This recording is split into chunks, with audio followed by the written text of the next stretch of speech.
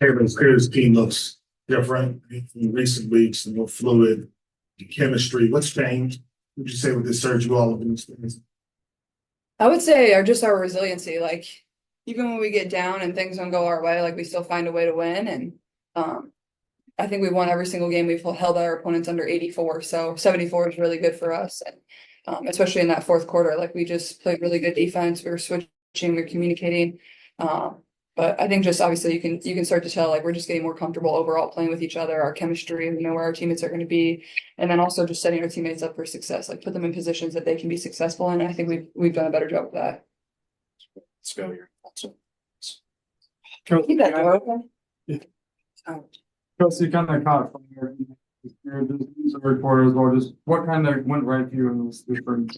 I'm just trying, like I said, I try to stay in rhythm based on how our game is going and what we need as a group. Obviously, I want to stay aggressive, but I just try to, like I said, fill the gaps based on how these guys play and just be utilized on the backside just in case they need me. And at that point, just find whatever play you can make.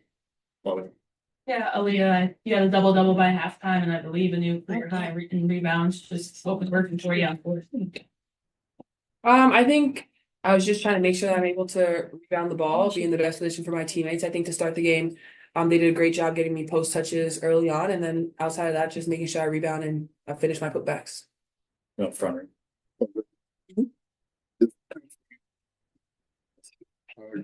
Your partners at the pro, now that you into a season and a half of being a professional?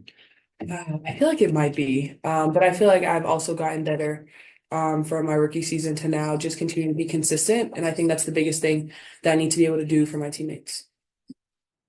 Okay, but you passed for a second one time now, rookie season. Yeah. And you do it in Minneapolis where you obviously have a lot of fond memories here. What does that mean to you? Does that add any sort of sentimental value to do that in this building? Not really. Probably something I won't remember. I don't know. It's cool. Yep. You are so funny, girl. Far side. Yeah, just playing him as obviously you're gonna come back here against them again, and you said the amount more we talked about before the game, but I think it's now 9-0 in terms of your time in college and in like the Big Ten tournaments in Minneapolis. Just what's got you right about this city? Well, the fans are awesome, man. I mean, how many Fever fans were here? It seemed like a lot of Fever fans. Are you saying there are a lot of Fever fans here? There were a lot of Fever fans. Yeah, there were a lot of Fever fans. They were cheering, going crazy. A lot of people that probably supported when I was here playing with Iowa, but I don't know. It's a great venue. Target Center's awesome. I mean, I remember like when I was here for in college, like the people were lined up like overnight to try to get in the door, and like they just love women's basketball. The city supports women's basketball. Obviously, the history here and what the Lynx have been able to do. But yeah, I mean, I guess maybe there's a little magic in here. Who knows? Just knock on wood because we do come back. Obviously, Caitlin has talked about your support for her and everything that she's experienced.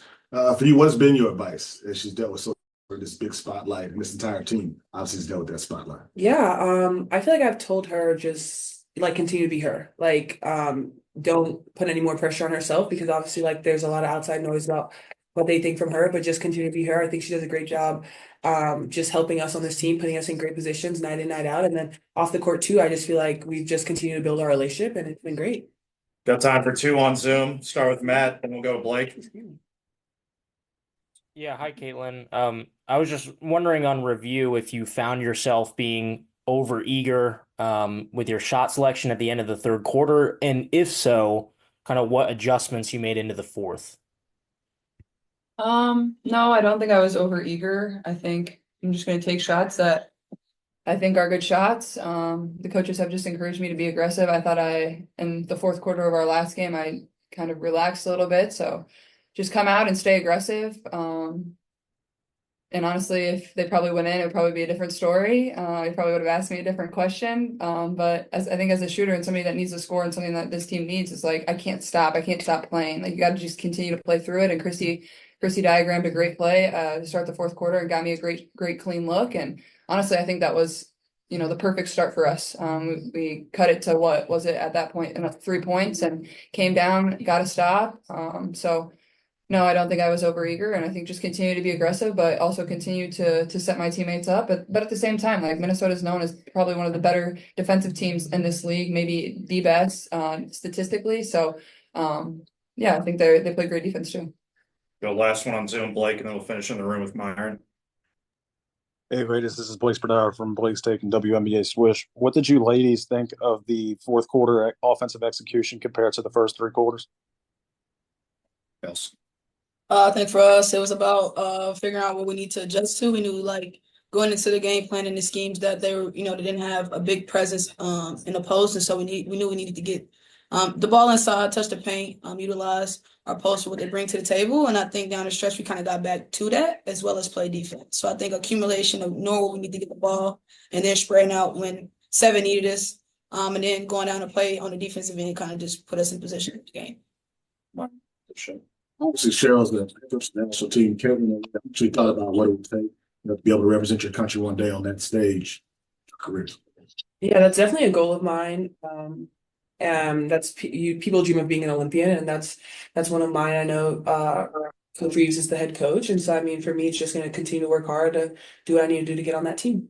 Yeah, same thing. Like that's what you dream of as a young kid, like getting to represent your country. And obviously, I mean, AB having experience of playing for the junior national teams, like how fun that is and how cool it is to wear USA across your chest. So gives you something to work for, something to dream for. But also I feel like I can continue to get a lot better. And that for me, like that's my main focus, and that's what excites me the most going forward. All right, thank you guys. Thanks, guys.